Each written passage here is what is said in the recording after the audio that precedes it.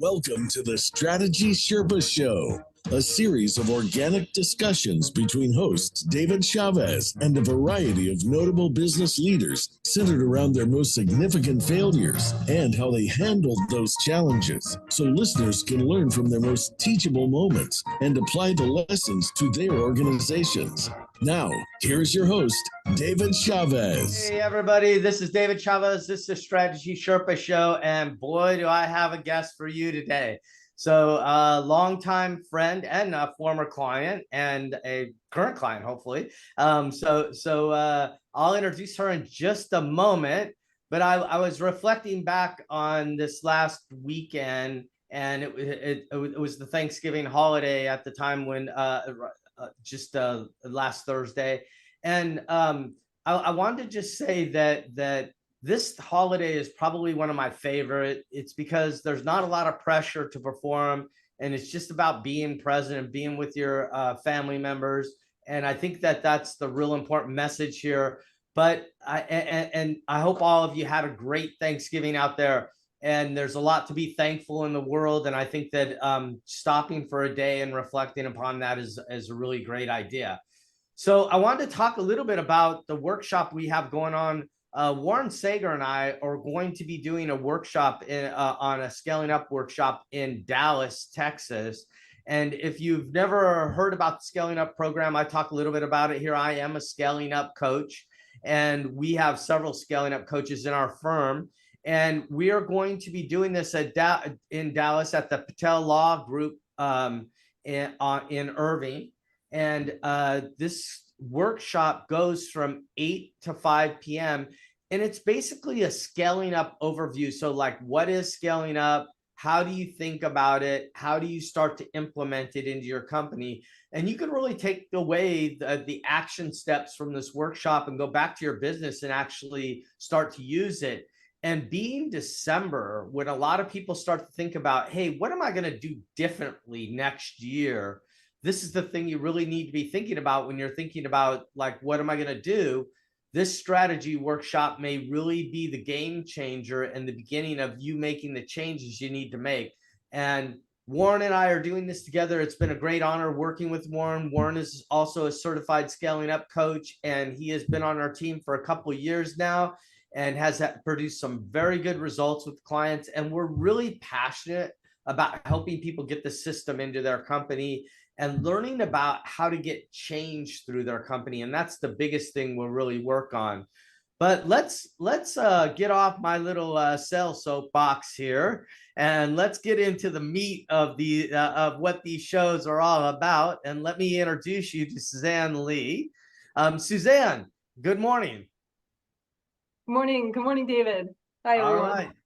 It's early where you're at, but let's just start talking a little bit. Why don't you share a little bit about yourself with your husband, because, or not with your husband, with the audience, because you have a really unique experience with your husband and what happened in your life. And I wanted you to share a little bit about, like, before that, I want to share a little bit about how you grew up, because that was pretty interesting to me too when I learned this about you. So talk a little bit about your environment growing up and what happened, and then your experience with your husband. We've known each other so long, I'm not sure what part of my childhood we're referring to. Well, just like your parents and how you grew up and how you were very artsy, and never thought you would be in business, like all those things you shared with me early on. So it's been a few years, so I can understand you not back to our conversation. I had a very unique childhood, that's for sure. My parents were highly educated folks. My dad had been a jazz musician with Benny Goodman, so he was a musician, very decorated musician. I remember some of this. He came from a very poor family that struggled through the Depression and came out, a success story from it. Then he got a PhD from University of Pennsylvania, and he became an English professor. And my mom was a psychiatrist back in the day when women didn't didn't hold jobs like that. And after working for a major hospital, she went off on her own and she opened practice inside our house. And so here I have, this very intellectual background, but at the same time, we're running a psychiatrist's office through the house. And so the living room was the waiting room, and the rec room and was the where the sessions were held, and the kitchen was the reception area, and the laundry room we converted to the secretary space. And so it was a lot of artistic freedom. Meanwhile, my dad, every time my mom doesn't have a client, and my mom's seeing clients like 10 hours a day, he's playing clarinet. Okay, so you got this kind of a creative mixed with this very serious professional atmosphere. And we're out in the farmlands in Pennsylvania. So it made me a workaholic. It made me creative. It made me very introspective. So I have this. And hold on, don't leave out very intelligent. So like, yeah. I mean, I've got a brain surgeon and a lawyer for my brothers, and so I call myself the Indian chief. Yeah, so I kind of grew up like that. I was in gymnastics, and I early on ended up on the boys team in high school, which became a big national celebration. Back at the time, women didn't compete on men's teams, but I wasn't doing it for any political reason. I just loved gymnastics, and I got to be 5'9", and my feet hit the floor every time I went around the bars.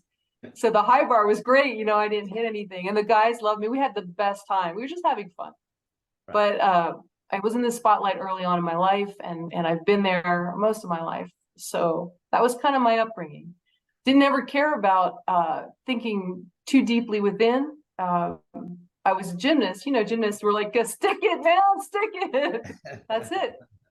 So there was no, I did study international business as a minor, and in college, I loved the idea of not so much the business part, but just traveling around and doing stuff. And I ended up in entertainment, international entertainment. I produced a lot of shows. I helped hire acts for Japan back when that was a thing all over the world. Got to Vegas, married a wonderful man, had a beautiful family, let it all go, became a stay-at-home mom. And then my husband drops dead when my kids were like 5. And so that brought my whole world to a screeching halt. And he was hit. And in the meantime, he was hit in a bicycle accident. Just to let everybody know, right? Yeah. Okay. He died on his bicycle. It was a heart attack. But that was that. It went from 5-hour bikes as a triathlete to being gone in a day. Right. And so did not see that. Shocking at a young age when your kids are at a young age too, correct? Yeah. Mm-hmm. And me then being stay-at-home mom, like I wasn't working. I didn't have a career anymore. I gave that up. I was a good 10 years into just being a mom. Right. Homeschooling, the whole shebang. So in the meantime, during all this, I started getting kind of like flashes from God, and I converted to Catholicism. I was brought up an atheist, kind of very hardcore intellectual atheist. And God, in my prayer life, God, before Brian died, said, lift up my people, lift up my people. I know what the heck was going on, whatever that meant. So after he passed, I'm sitting there thinking, well, what am I going to do? And Christmas comes around, and I went from being, of course, you can imagine, I'm running the Cub Scouts, and I've at church, I've got the kids, I'm running everything. I'm big in the community. Everyone knows me. And a year into widowhood, I am all alone. I'm in my house. The kids and I are sick. We're depressed, and we don't know what to do, and we're afraid. And the doorbell rings, and someone brings these like pears to the door anonymously. They show up at the door, and we're like, we didn't even bring them in. We just left them out there. Like, who cares? Day 2 comes, and it's something about turtle doves and some chocolates, and we didn't care. We ate the chocolates though. Well, the stuff keeps coming. It's related to the 12 Days of Christmas song. And the stuff keeps coming, and it's getting, the gifts are getting bigger and bigger. And we start getting excited about it. Like, we hadn't been excited about anything for so long. I think because it was anonymous, we didn't have to feel like we owed anyone, didn't have to feel poor, emotionally poor. So by the 12th day, when everyone that had been involved came marching down the street, drumming on drums, and there was all huge gifts and food of all sorts, and they were singing Christmas carols, and the whole neighborhood poured back to our door, which we hadn't, we had that happen in a year. No one had come. And so this changed my life and the kids. And so we decided to start a charity where we would go and do this for other people.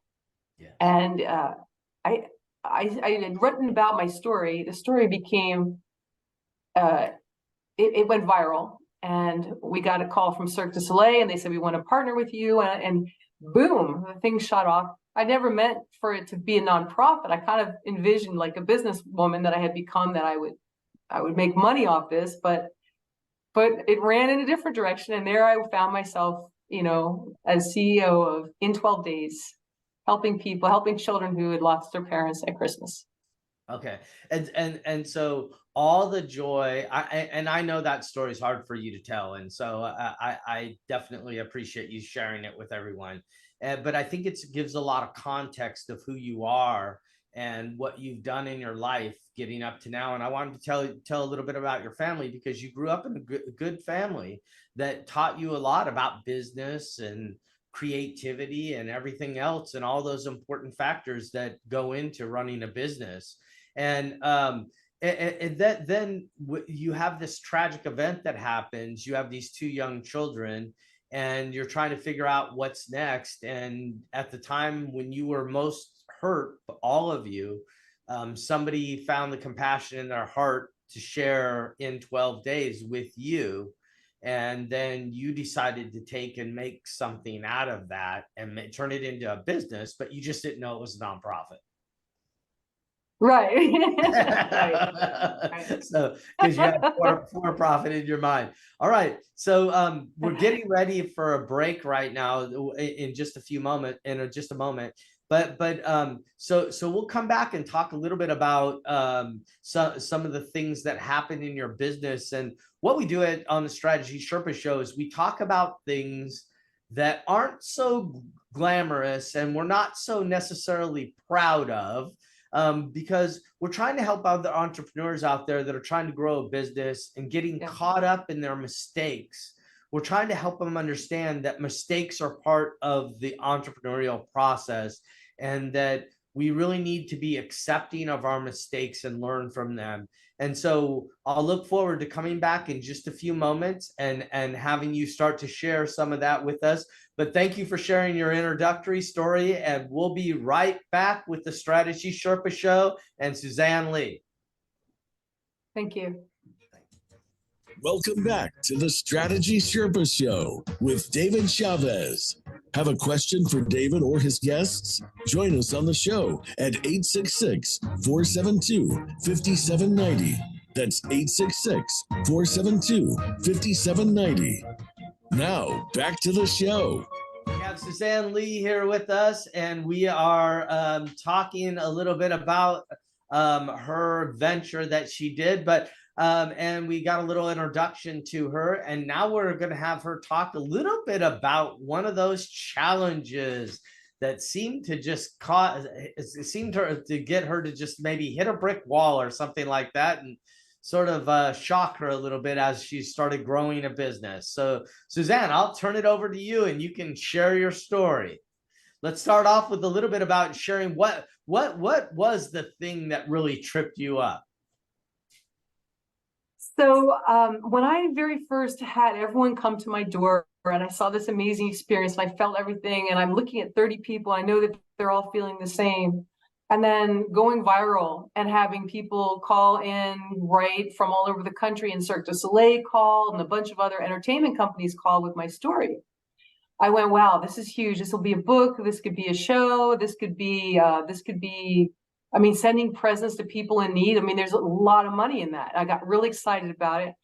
And And then when Cirque called up, Cirque du Soleil, now me from an entertainment background too, this is like God is calling. I mean, Cirque calls, Cirque doesn't call, right? And so when they go, this is amazing. We want to bankroll what you're doing. Want to get behind you. And I went, great. I want to do the show. And they're like, no. We want it to be a nonprofit. We want, you're healing people. You help.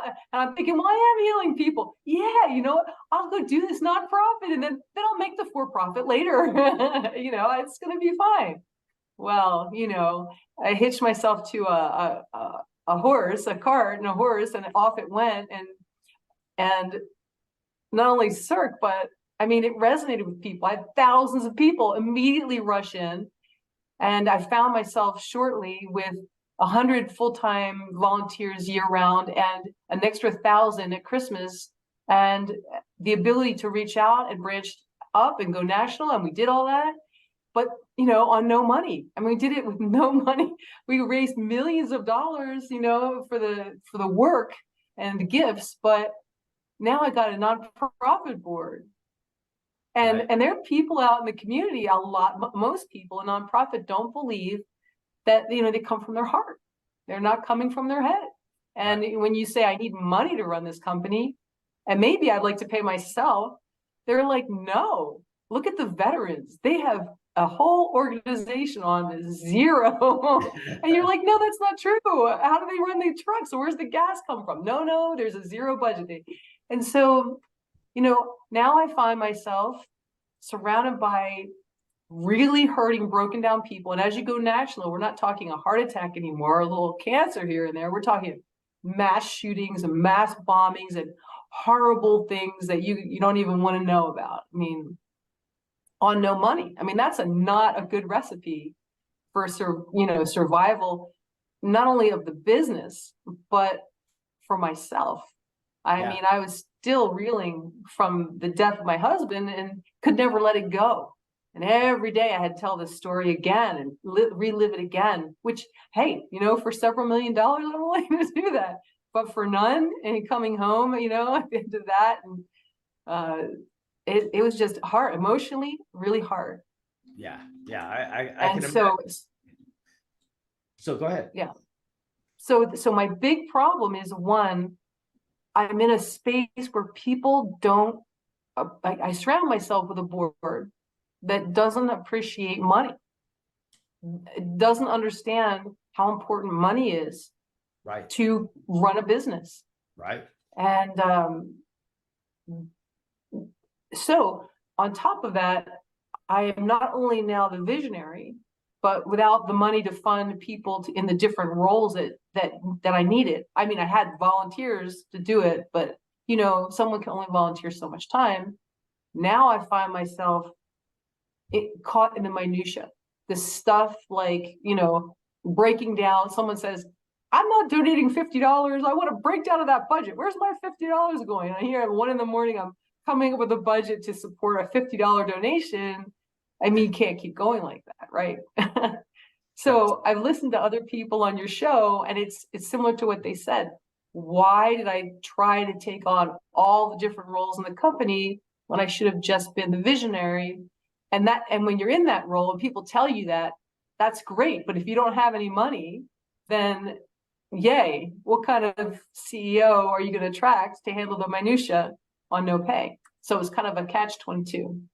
Right. So you started this business because you wanted to help other people go through the experience that turned your life around and your kids' life around. Mm-hmm. And right. You wanted to give them that experience. And so others started getting involved and sort of turned it into something that you didn't originally vision, and you went along with it. Is that what you're saying? I have to take credit. I mean, I created it the best that I could. And they would come back with ideas like, part of the thing that made us successful is that we wowed families, we wowed children. We gave away private education. We gave away houses. We did, you know, big things. And the board says, well, I just want to give away, you know, 5 chocolates instead of, you know, 1,000. They want to do a little thing for a lot of people, but it wasn't enough. I mean, here you got a little child who watched his parents be murdered, you know, in front of him. And yeah, you're going to give him 5 chocolates. Not going to make a damn bit of difference. You got to be honest, you know. And yeah, they were going in a direction that I didn't want to go in, and we'd sit there at the boardroom table, and I'd say, I want to go for profit. I want to make money. I want to make a lot of money, and then I want to be able to do this as a leg of the for profit. And there just came a point where they go, Susan, you just have to stop. We're not going to do that. Yeah. Right. And really, you're trying to feed 2 kids too. I mean, your husband and you were younger. You didn't have a lot of reserves at the time he passed away. And you're just trying to make sure that you're taking care of those 2 young boys and making sure that you're going to give them the life that they deserve, even if their dad isn't with you through that journey. Is that a fair comment? Absolutely. It's something else. You know, I never envisioned that I would be a single mom. I mean, how, right? I had all the resources within me. I was smart. You know, I had a great marriage. I made sure to marry a really stable guy that wasn't the kind of guy that was going to leave. I mean, how could anything go wrong? And yet somehow I found myself in that situation, and I wouldn't have traded it for the world. I mean, the children are the best thing that I ever did with my life, and my 100% devotion, nothing else next to that really matters. And so coming home, and after first couple of years was great, right? You know, but 7 years into it, and 9 years into it, you're so exhausted all the time. And you know, they got to meet presidents and banks and mayors, and that was very important in their development. But that was good for the first 5 years. Then they met those people, like they didn't need that lesson anymore, right? Yeah. Right. So you started this, people start to shape it into something that you didn't originally vision. Then you're the CEO and the CFO, the janitor, the $50 receipt breaker downer, if I can make up a term, and so you're doing all this, and you just became a little overwhelmed. Is that fair to say? So Absolutely. like, I'm trying to make sure that the listeners like really understand, like, so you had this passion, and then the passion was taken away from all the people that were trying to shape it into what they wanted instead of what you envisioned for it. You wanted to make money off of it. You wanted to start a business off of it. You thought it could be a viable business. And people wanted you to stay in the nonprofit realm, but they didn't even want you to be paid, is what you said. Yeah, one of our last board meetings, the comment was, I said, well, I wasn't asking for anything really. I wanted $50,000 a year. And I said, I want $50,000 a year, you know, and they go, no, you should get 0, go get a night job, run the charity in a day. Meanwhile, the charity was being very successful. So I was working probably 15, 16 hours a day. I mean, it was a great cure for suffering, because you wake up in the middle of the night with so much suffering. Get to work, man. It takes the pain away. And so I worked 23 hours a day for many years. Yeah. Okay. Sort of thing. And then so you're working that much, and then you brought your sons along with you to a lot of these things. So they were a big part of this also. And that's really helped them as they become young men now, and they're starting their lives, and they've really leveraged some of that into that. So I mean, there's some good we can talk about after the break in that part of it. But I want to stay here just a second, because I want to make sure that we really identify the problem. So the problem really for you is summarized. Say it. A board that I created that did not support a for-profit platform and leaving me with not enough resources to create other positions in the organization so that I could focus on the visionary part of things. Okay, so when you selected your board, how did you go about that process? Was it just because somebody came to you and said, we want to support the whole thing, and then that's how you determined your board, or how did you determine your board? Well, so I loved Cirque, and I'm really, really grateful for them because they played a huge part in the development of everything, the connections. I mean, we were able to do incredible things. And then, there's kind of a standard playlist for who's supposed to be on the board. You need a CEO, you need a banker, you need a lawyer. And so I looked at those necessities and I filled the slots and I put the people in there that should be in there. But I guess I didn't vet them long enough or well enough. It's hard when you're starting a nonprofit to get successful people to want to jump in. It's a lot of time and commitment. So somebody, hey, I know sorry. No, go ahead. I know a really good lawyer. They're into this kind of thing. They're a real mover shaker. You get on the phone, you talk to them for an hour. They seem like a great fit. They're into it. Yeah, sure. Come on. Yeah. If I had continued the charity with wisdom after what I experienced, I would fire the board and start over.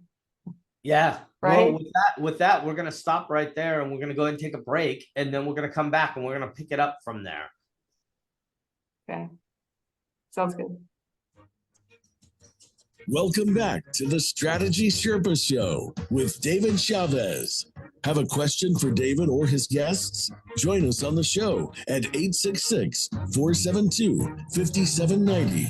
That's 866-472-5790. Now, back to the show. All right, we're back to the Strategy Sherpa Show, and we're sitting here with Suzanne Lee. And she's brought up a subject that hasn't been on the show so far, board of directors and their influence on the business and how they end up influencing things. So Suzanne, you sort of shared the problem with us. The problem is that you had this vision, you started chasing it, and then others came in and could see the vision, but they saw it as a nonprofit instead of a for-profit, as you ended up seeing it.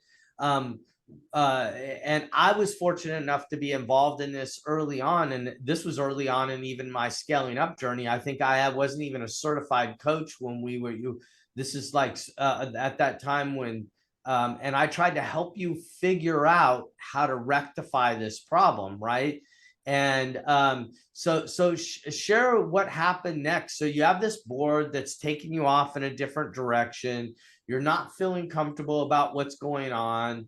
You're not feeling comfortable about the journey that you've been on. You're very grateful for the experience because, as you said, it helped you through a very difficult time, and it helped your boys through a very difficult time and gave you joy and happiness in your life. So there's nothing wrong that happened, right? You're very grateful for the experience, grateful for Cirque. I mean, they really helped you and they really made it into what it is. And you ended up having thousands of people working with you, especially during the holiday season, really executing on what you were doing.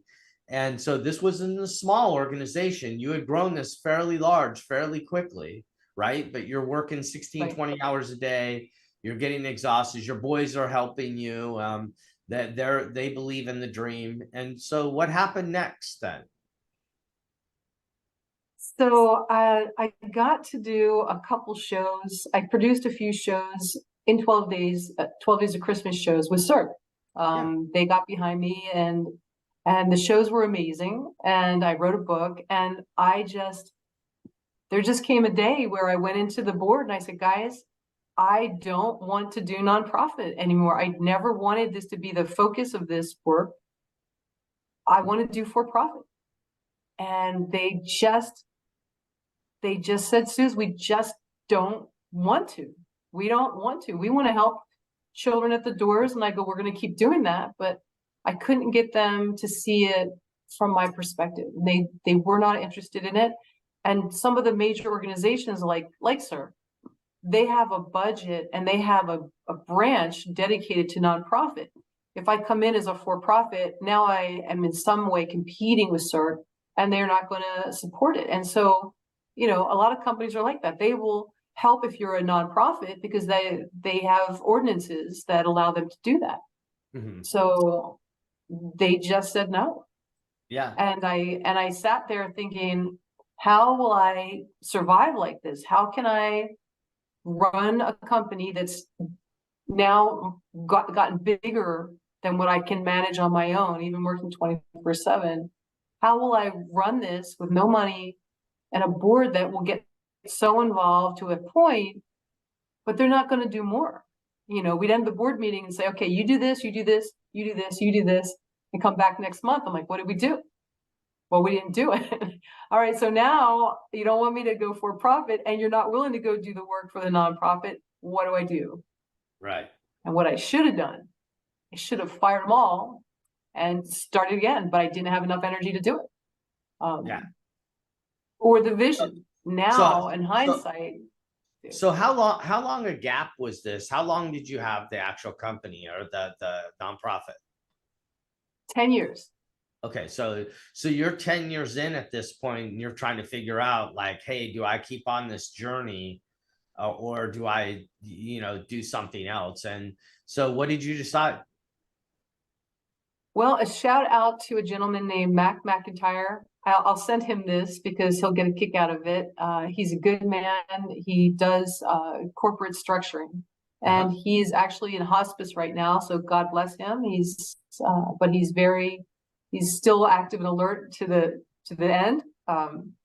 But he came in to manage a workshop for the board, and we sat there, and he's got the big whiteboard out, and he's writing stuff down, and the team is talking, and the board's there. And at the end of 3 hours, he looks at everyone. He goes, "You don't have a company. This isn't a company. Get the hell out now. You are a sinking ship. You're the only thing the person that's doing anything here." He told them all, you can't make it like this. Right. So you're doing all the jobs.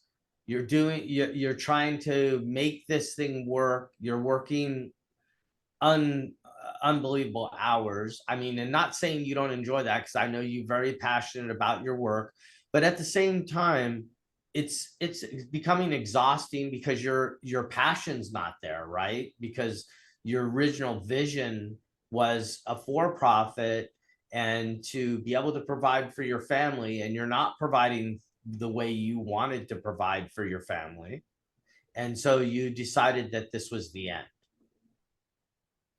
Yeah, one morning I got up and I looked at my life and I thought to myself, the people that love me are people who have been shot, they're killed, they've gone through terrible diseases, they've gone through horrendous emotional situations, there's people in jail. This is who I've surrounded myself with. Right. That's scary. That is scary. Because the people that are donating money are not necessarily going to become your friends. In a nonprofit, they're happy to give you the money and get out. I mean, they want to go back to their yacht. They don't want to go hang out at the jail. Like, here's the money. We're not going to be hanging out at the jail. And so I'm looking around going, I can get myself into some trouble if I do this. This is crazy. Right. Yeah. So you just decided to shut it down. I did. I shut it down. I still regret it to this day. I love the work, and I do feel it was my life's work. It was the most important thing that I've ever done outside of my own immediate family. But it certainly couldn't continue the way it was. But at the same time, though, you had to build a future for yourself, and someday you're going to have to retire. So you had to start to think about all these things, and this wasn't providing anything for your future. And your sons are starting to become young men, and they have to go to college, and all these other things. These expenses are coming, and So you decide to leave. And then, so tell us where you're at in your journey now, because I know you went on and taught Spanish because you're very fluent in Spanish. You taught Spanish for a while. Yeah, so my kids went to Faith Lutheran here. It's a wonderful private school, and I put them there In because Las Vegas for everybody around the world. Yeah. It's an excellent school, and it gave them a very strong male role model environment because it's a Lutheran school, so it's run by some really strong men, but they're good men, right? And so after I stepped down from In 12 Days, thought, what can I do and still be influential for my kids? And so I have a degree in Spanish, so I went and became a Spanish teacher while my boys were still going through school. And immediately, as a a seasoned CEO, that was rougher. That was rough because you get in there and like I walk in the first day of the board meeting, like I'm thinking it's a board meeting, right? We're having the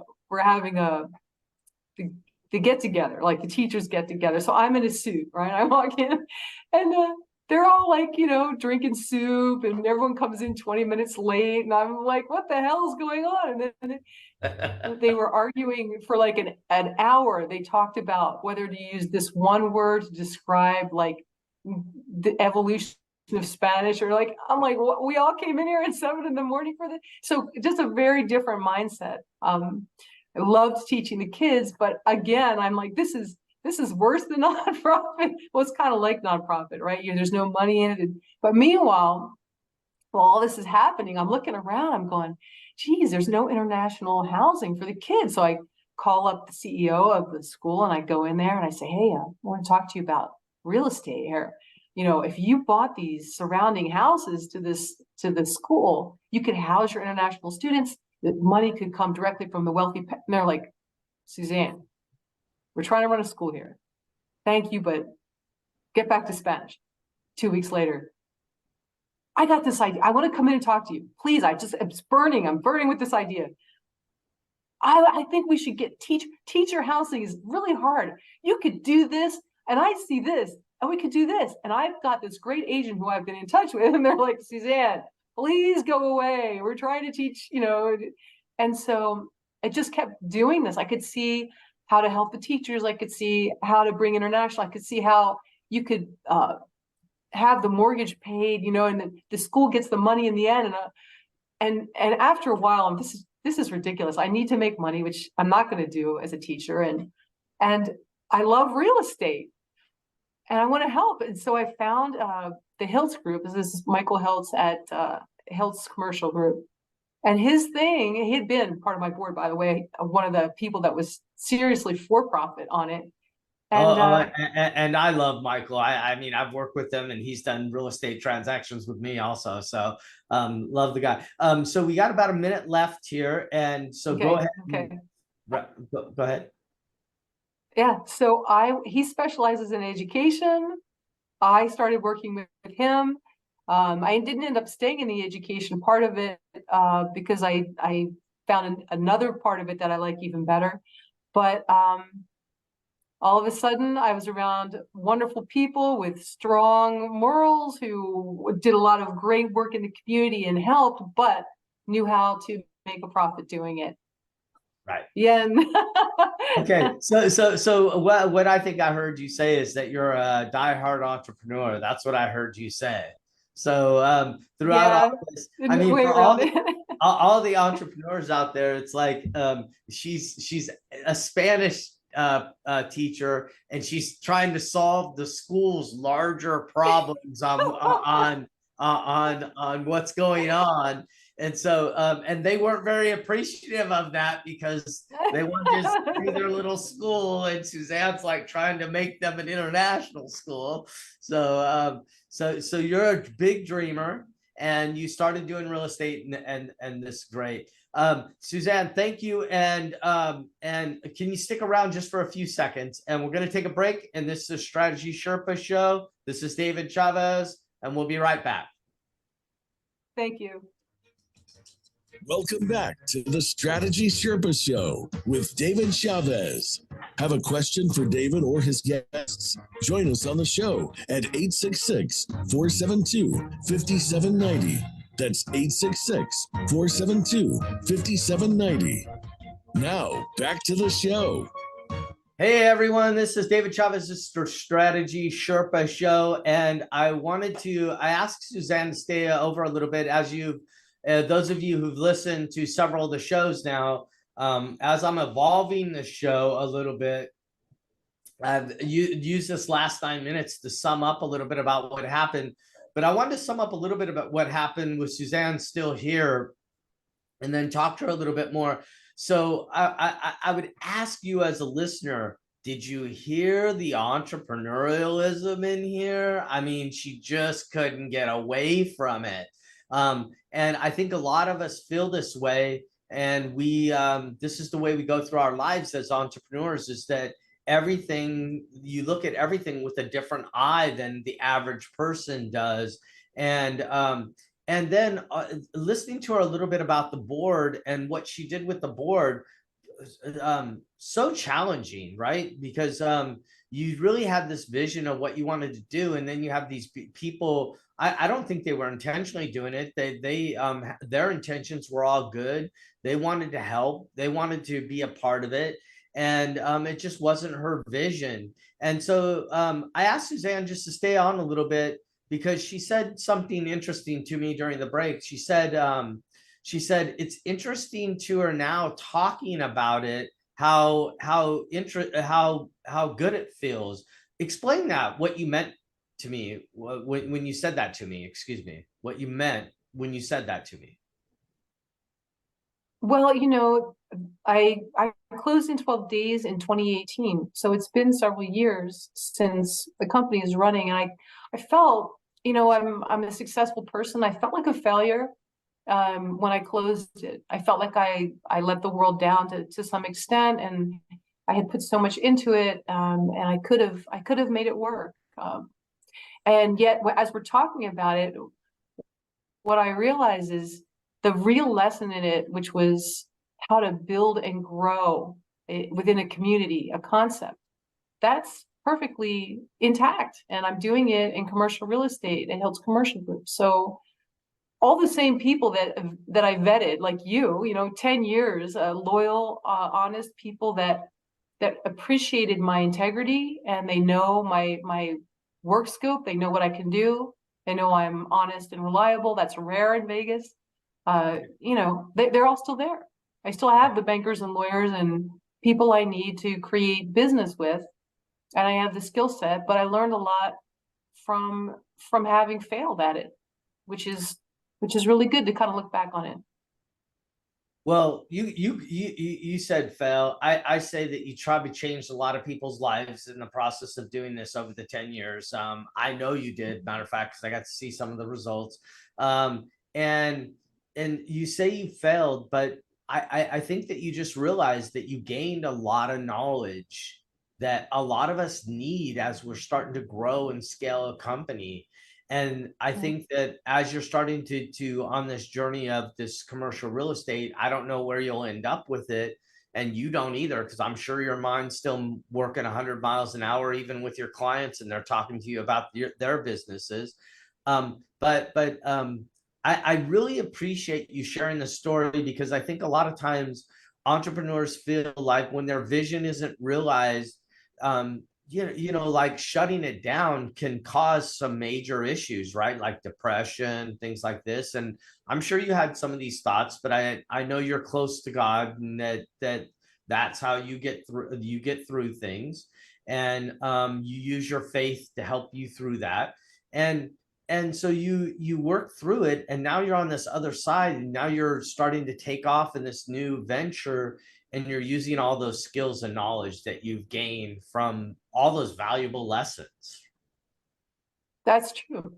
That's true. Yeah. And you're right. When in 12 days ended, that was a terrible transition crisis for me. Oh my gosh. I mean, everything was gone. I mean, I had my husband, my children were struggling, because it takes a long time to get over that sort of loss. It's not like it's 1 year or even 5, so they were struggling, and I didn't know what direction I was going to go in my life and what would happen financially. I mean, everything just came together at the very same time.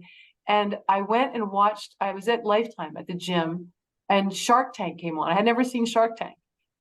And I felt completely different after watching that show. Isn't that crazy? Because like I could feel within me, like, yeah, I could do that. And I feel good watching people do that. And I, honest to God, watching that one episode of Shark Tank changed my life. Right. Yeah. And that's so I think the real lesson here is that when we think we failed often and we're down in we're in judgment of ourselves, right? That's really what was happening. And you're in judgment for yourself because you know what the In 12 Days was doing for the community and everybody else, but it wasn't fulfilling your bucket. And so you needed to give that up. And then the feeling of failure, of not giving, all these other feelings come up for you. And I know how big your heart is, because I know that soon you'll be donating to all these charities to help them, as was done to you. And you can use all this wisdom to help them, and staying focused on what their real vision is for what they're trying to do. And I think you can leverage some of these lessons. And, I just wanted to thank you for coming on the show and spending this time with us. And if you have any closing words for anyone, feel free to do those. But thank you for joining us today. Thank you so much, David. Yeah, guys, if there's anyone out there who if you need me, anything, David knows how to get in touch with me. You're right, David. The one last thing that I do after a full day of wonderful real estate transactions and everything that come with the for-profit world, I come home and this thing flashes across my brain, which is like, did I really do anything today? Because I haven't served anybody, and then I have to stop that. I'm like, okay, stop that. But it's a piece. Yeah. But only a piece. Only a All piece. right. So if you're looking for commercial real estate in Las Vegas, Suzanne Lee with the Hiltz Group, and Michael Hiltz is a great guy, great friend of mine. And I just love that you're working with him. And thank you for your time today. I appreciate it. Thank you, David. Take care, everyone. Bye. Hey, so Bye. this is Strategy Sherpa Show, and I just wanted to summarize a little bit about what's happened here and how Suzanne talked about this. For a lot of entrepreneurs, failure is part of the journey. Don't forget that failure is part of the journey. Feeling a little uneasy about some of the failures is good too. It causes us to reflect. But I think the real critical part is, and hard to do, I'm not going to say I'm an expert at it either, is not to judge yourself and cause yourself to check out and never get back in the game. Those of you who may be having issues right now in your business and struggling a little bit yourselves, you have to ask yourself what you really want inside of your business. And this is what we help with at Assured Strategy. We help businesses change and focus on what they really intend to do and what they really want out of their business. And sometimes sometimes people, when they start working with us, they don't scale their company, they keep it small. So they decide that that's not what they want to do when they thought that's what they wanted to do all along. And there's nothing the matter with that. And you shouldn't sit in self-judgment of yourself too long. You want to be able to reflect on things to learn from them, but try to keep judgment out of the way. And if you have to, go get help so you can talk this out with somebody, because talking it through really makes a big difference. And for Suzanne, she used her faith and her religion to really help her through that trying time. And it's gotten her to the point where she's at now. I see Suzanne ending up opening her own commercial real estate, a large commercial real estate company in some time. This is the Strategy Sherpa Show. This is where we talk about hard stuff, things that we didn't do so well, and then what we did to overcome those obstacles. And we had a great story today with Suzanne Lee. And thank you for joining us. Have a great week. We'll see you next Monday.